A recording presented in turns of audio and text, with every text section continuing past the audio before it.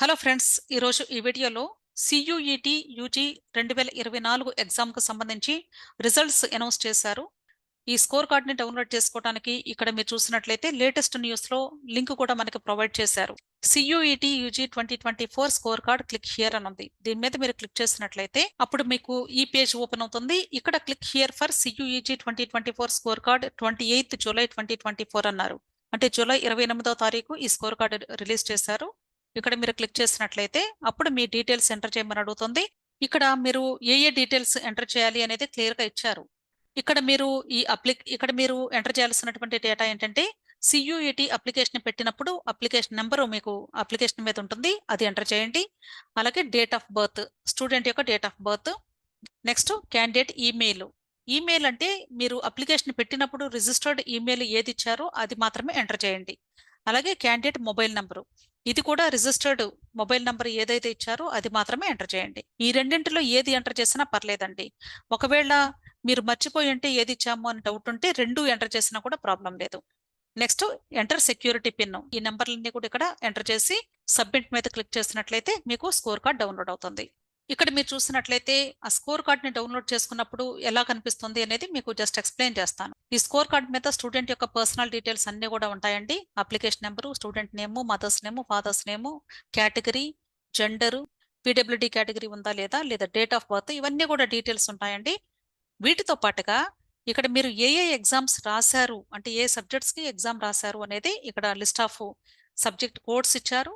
అలాగే subject names కూడా ఇచ్చారు. వీటితో పాటుగా ఈ సబ్జెక్ట్స్ కి మాక్సిమం మార్క్స్ ఎంత ఉంది, అలాగే మీకు వచ్చినటువంటి మార్క్స్ ఎంత, ఈ మార్క్స్ ని మరలా వర్డింగ్స్ లో కూడా రాశారు. ఇంతవరకే మనకి ఇన్ఫర్మేషన్ ఇచ్చారు. అంతేగాని ఈ ఎగ్జామ్ ని బేస్ చేసుకొని మీరు ఎలిజిబుల్లా లేక క్వాలిఫై అయ్యారా లేదా కట్ ఆఫ్ స్కోర్ ఎంత, ఈ డీటెయిల్స్ ఎక్కడ కూడా మనకి మెన్షన్ చేయలేదు. అయితే ఇప్పుడు మీరు ఈ స్కోర్ ని బేస్ చేసుకొని మరి ఫర్దర్ ప్రాసెస్ ఎలా చేసుకోవాలి అనే దానికి మీకు ఎక్స్ప్లెనేషన్ ఇస్తాను. మీరు అప్లికేషన్ పెట్టినప్పుడు ఏ కోర్సెస్లో అడ్మిషన్ పొందాలి అని మీరు అప్లికేషన్ పెట్టుకున్నారో ఆ కోర్సెస్ కౌన్సిలింగ్స్ ఏ వెబ్సైట్స్లో జరుగుతాయో మీరు చూసుకొని అక్కడ కౌన్సిలింగ్ నోటిఫికేషన్స్ రిలీజ్ అయినప్పుడు ఆ నోటిఫికేషన్లో మీకు కట్ ఆఫ్ స్కోర్ ఇస్తారు. ఆ కట్ ఆఫ్ స్కోర్ అనేది సబ్జెక్ట్ వైజ్గా మీరు సియుఈటి ఎగ్జామ్లో సబ్జెక్ట్ వైజ్ మార్క్స్ ఎన్నొస్తే మీకు ఆ కౌన్సిలింగ్లో పార్టిసిపేట్ చేయడానికి అవకాశం ఉంటుందో దాన్ని బేస్ చేసుకొని మాత్రమే ఆ వెబ్సైట్స్లో అక్కడ మీకు కట్ ఆఫ్ స్కోర్ మెన్షన్ చేస్తారు.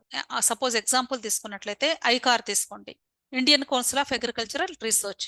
ఆ ఐకార్ కౌన్సిలింగ్ ప్రాసెస్ జరిగేటప్పుడు ఆ నోటిఫికేషన్లో మీకు సియుఈటి ఎగ్జామ్లో మీరు రాసినటువంటి ఎగ్జామ్స్లో ఏ సబ్జెక్టుకి ఎంత స్కోర్ వస్తే మీరు ఐకార్లో పార్టిసిపేట్ చేయడానికి ఎలిజిబిలిటీ ఉందో దాన్ని అక్కడ మెన్షన్ చేస్తారు. అలా మీరు ఏ కోర్స్కి అప్లై చేశారో, ఏ కౌన్సిలింగ్లో పార్టిసిపేట్ చేస్తున్నారో ఆ కౌన్సిలింగ్లో ఈ సబ్జెక్ట్స్కి ఎంత స్కోర్ వస్తే అక్కడ కట్ ఆఫ్ ఉంటుందో వాళ్ళు మెన్షన్ చేస్తారు. అలా మీరు కౌన్సిలింగ్స్లో పార్టిసిపేట్ చేయాల్సి ఉంటుంది. సో దయచేసి మీరు ఆల్రెడీ అప్లికేషన్ పెట్టుకున్నప్పుడు ఏ కోర్సెస్ పెట్టుకున్నారో ఒకసారి చూసుకోండి. ఆ కోర్సెస్కి మీరు ఏ యూనివర్సిటీస్కి అప్లై చేసుకోవాలి అనుకుంటున్నారో జాగ్రత్తగా చూసుకొని మీరు కౌన్సిలింగ్స్లో పార్టిసిపేట్ చేసి అడ్మిషన్ పొందండి.